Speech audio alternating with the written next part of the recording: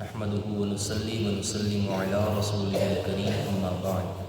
فأعوذ بالله من الشيطان الرجيم بسم الله الرحمن الرحيم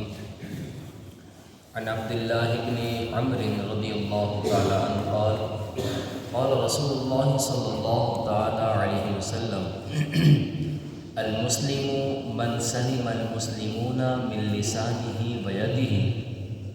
او كما قال علیہ الصلوۃ والسلام صدق اللہ مولانا العظیم بڑی الصلاۃ والسلام علیک یا رسول اللہ الصلاۃ والسلام علیک یا حبیب اللہ الصلاۃ والسلام علیک یا رحمۃ للعالمین وعلی آلک واصحابک یا خاتم النبیین۔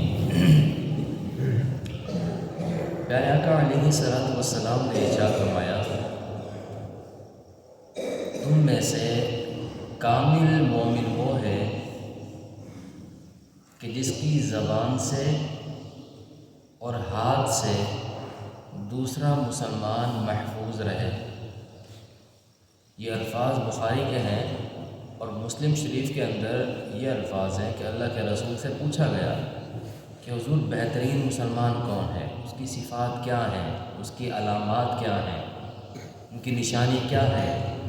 تو حضور نے ایک جملے کے اندر بات کو واضح فرما دیا کہ جس کی زبان سے، جس کے ہاتھ سے دوسرا مسلمان امن کے اندر ہے، محفوظ ہے، سلامت ہے، تو وہ مسلمان کامل مسلمان کہلانے کا حقدار ہے۔ اللہ تبارک و تعالیٰ نے نبی پاک صلی اللہ تعالیٰ علیہ وسلم کو جوامع الکلم عطا فرمایا ہے، یعنی پیارے آقا علیہ الصلوۃ والسلام کا فرمان الفاظ کے اعتبار سے قلیل ہوتا ہے، کم ہوتا ہے، لیکن اس کے اندر معانی بہت زیادہ ہوتے ہیں، اور یہ حدیث بھی انہی میں سے ایک ہے۔ پیارے آقا علیہ الصلوۃ والسلام نے یہاں پر دو چیزوں کا ذکر فرمایا، ایک زبان کا اور دوسرا ہاتھ کا۔ یوں تو ہر مسلمان کو ہر طرح سے امن دینا، حفاظت دینا اور تکلیف نہ دینا یہ واجب ہے، ضروری ہے، لیکن اللہ کے رسول نے خاص طور پر ان دو چیزوں کا ذکر کیا، کیونکہ عام طور پر زیادہ جو تکلیف دی جاتی ہے وہ یا تو زبان سے دی جاتی ہے یا پھر ہاتھ سے دی جاتی ہے، اس لیے اللہ کے رسول نے ان دو چیزوں کا ذکر کیا۔ لیکن ان کے ذکر کرنے میں بھی اللہ کے رسول نے پہلے زبان کا ذکر کیا، بعد میں ہاتھ کا ذکر کیا۔ ایسا کیوں؟ اس لیے کہ جو زبان کی تکلیف ہوتی ہے وہ ہاتھ کی تکلیف سے کئی گنا زیادہ ہوتی ہے۔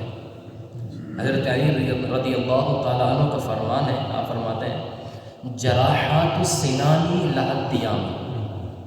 ولا یلتام ما جرح اللسان۔ آپ فرماتے ہیں تیر سے، تلوار سے جو زخم لگتا ہے وہ مرہم پٹی کرنے سے کبھی نہ کبھی بھر جاتا ہے، ٹھیک ہو جاتا ہے، لیکن زبان سے لگائے ہوا زخم وہ ساری زندگی نہیں بھر پاتا ہے۔ کسی کو گالی دی ہو، زبان سے جو زخم لگائے جاتے ہیں، جو تکلیف دی جاتی ہے، کسی کو گالی دینا، کسی پر الزام لگانا، بہتان باندھنا، کسی کی غیبت کرنا، تہمت لگانا، جھوٹ بولنا، تو زبان سے کئی طرح کے امور سرزد ہوتے ہیں جو کہ مسلمان بھائی کی تکلیف کا باعث ہوتے ہیں۔ تو اس لیے زبان کی تکلیف ہاتھ کی تکلیف سے زیادہ ہے،